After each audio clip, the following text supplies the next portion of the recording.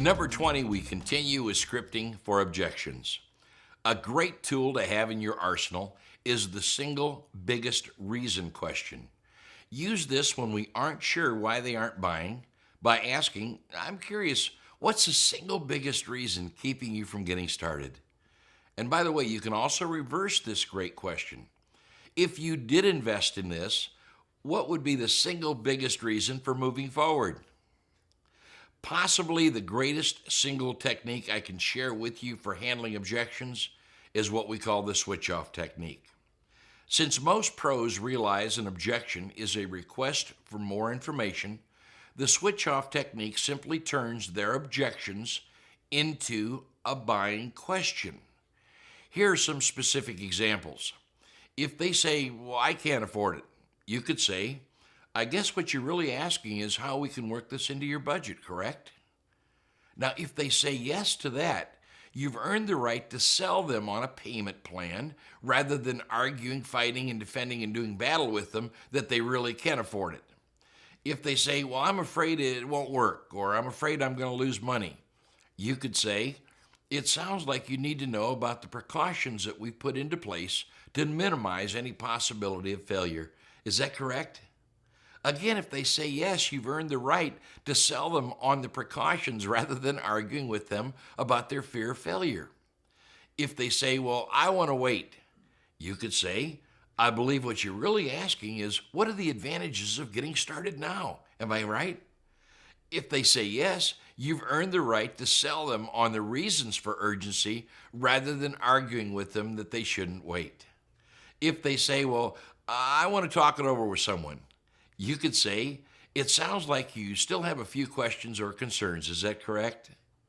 If they say yes, you've earned the right to answer more questions and sell more benefits rather than arguing with them that they shouldn't need to talk to somebody else.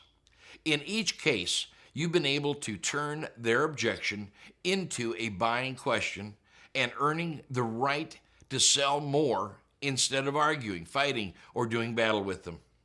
I need to stress that a majority of objections can and should be handled before you ever have to answer them.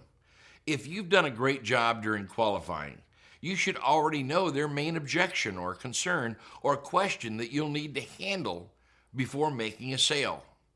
Depending on your product or service, during your qualifying, you might want to start asking questions like, what's the single biggest reason you haven't, whatever it is you're selling, until now? Or if you could change anything about what they're doing now, what would it be? Or would you be most concerned about the pricing, quality, or service? Or if you love what I send you, will X number of dollars fit into your budget? Or who else would need to sign off on this or approve this purchase? A great little technique is what we call the 3-step takeaway. This is a great technique because it keeps you from sounding too desperate to make a sale. You would use a cushioning statement and then add your takeaway and then finish with a strong benefit. Here's an example. I totally understand what you're saying because this certainly isn't for everyone. However, if you are sincere about developing streams of residual income and starting to secure your family's financial future, we need to take a closer look at this. You might want to learn to question each objection by asking, please share with me why that's so critically important. Or tell me what you're basing that on. Or I hear what you're saying, however, what does that really mean? Here you find that one of three things normally happens. Number one, they give you more detailed information to help you understand and handle their objection. Or two, they pop or voice the real or hidden objection.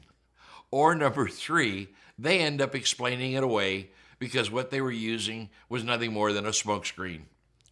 Here's a few thoughts about answering questions. Many times a prospect or client will ask us a question, and if all we do is give them an answer, we have a wonderful conversation and no sale.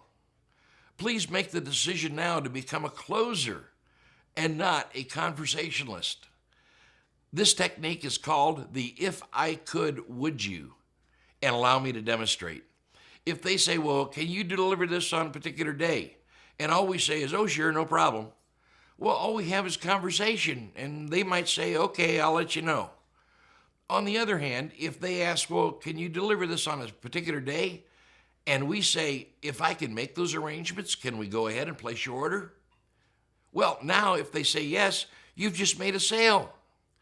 I encourage you to write down every possible buying question that a prospect or client can come up with, then prepare a written response using this technique. If you script and use many of these objection handling tools, you will achieve greatness in sales. As always, please complete the assignments in your workbook. This is Stan Ballou wishing you a fantastic future.